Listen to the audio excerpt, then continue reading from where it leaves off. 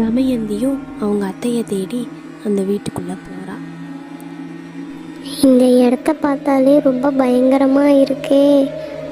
ஐயோ, என்ன அத்தை மாதிரி தெரியுது, என்ன கீழே படுத்திருக்காங்க அப்படின்னு அவங்க அத்தை கிட்ட போய் பேசுகிறான். அத்தை அத்தை எந்திரிங்க அத்தை, என்னத்த ஆச்சு அத்தை, எந்திரிங்க அத்தை, தயவு செஞ்சு எந்திரிங்க அத்தை அப்படின்னு ரொம்ப அழுகாட்சியோடு பேசிகிட்டு இருக்கான். தமயந்தி பேசவும் சரளாக்கு மயக்கம் தெரிஞ்சு எந்திரிச்சு உட்காரலாம். அத்தை உங்களுக்கு ஒன்றும் இல்லை, உங்களுக்கு எதுவும் ஆகலை இல்லை? பாடு அத்தை கண்ணு முடிச்சிட்டாங்க. ஐயோ சாமி, இப்போதான் எனக்கு உசிரே வந்துச்சு. ஒரு நிமிஷம் இருமா. என்னம்மா ஆச்சு? நான் எங்கே இருக்கேன்?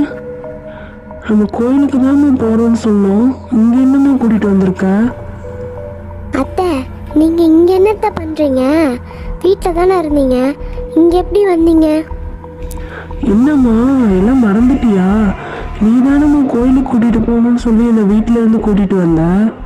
தாயத்து கூட கழட்டி வைக்க சொன்னீங்க, என்ன மறந்துட்டியா? சரி அதை விட கோயிலுக்கு தானே போகிறோம்மா, எதுக்கு இங்கே கூப்பிட்டு வந்திருக்கம்மா? எனக்கு கூட ஒரு மாதிரி மயக்கமாகவும் வருதும்மா.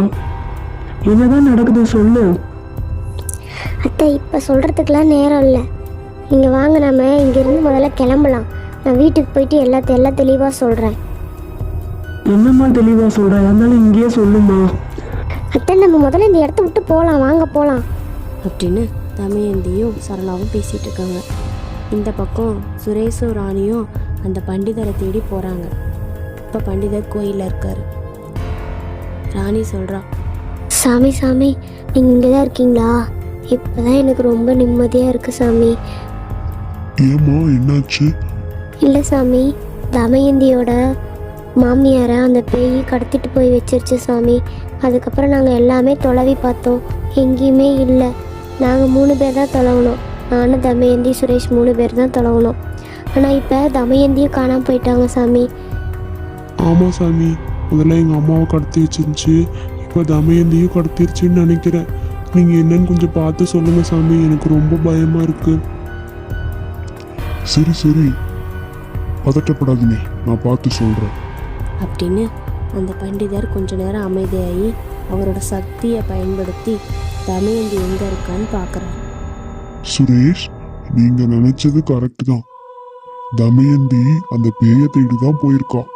அந்த பேய் உங்கள் அம்மாவை கடத்தி வச்சுட்டு நீ வந்தாதான் விடுவேன் அப்படின்னு தமயந்தியை மிரட்டி இருக்கு. அதனால தமயந்தி வேற வழி இல்லாம போயிருக்கா.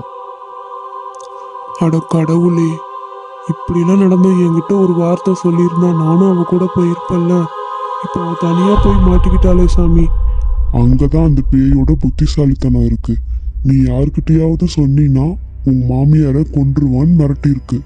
அதனாலதான் தமயந்தி போனை சுவிட்ச் ஆஃப் பண்ணியிருக்கா. ஓ, அப்படியெல்லாம் சொல்லியிருக்கா. இப்போ என்ன சாமி பண்றது? எப்படியாவது தமயந்தியை காப்பாற்றுங்க சாமி. தமயந்தி அவங்க மாமியாருக்கும் எதுவுமே ஆகக்கூடாது. நீங்கள் வேற போன டைமே பேய் பிடிக்க போய் உங்கள் சக்தியெல்லாம் போயிடுச்சுன்னு சொன்னா, உங்களாலேயும் முடியுமா முடியாதான்னு தெரியலையே. இப்போ என்னதான் பண்ணுறது? நீங்க ஒன்றும் பயப்படாதீங்க. எனக்கு 48 நாள் முடிஞ்சு நான் சக்தி எனக்கு அதிகமாயிருச்சு. அதனால நம்ம போய் அந்த பேயை அழிச்சிடலாம். வாங்க, உடனே நம்ம அந்த இடத்துக்கு நம்ம 3 பேரும் போயிடுவோம் அப்படின்னு அவங்க 3 பேரும் கிளம்புறாங்க. இந்த பக்கம் தமயந்தியும் சரளாவும் பேசிகிட்டு இருக்காங்க. அத்தை வாங்கத்த போகலாம். எங்க தமயந்தி கிளம்புறீங்க?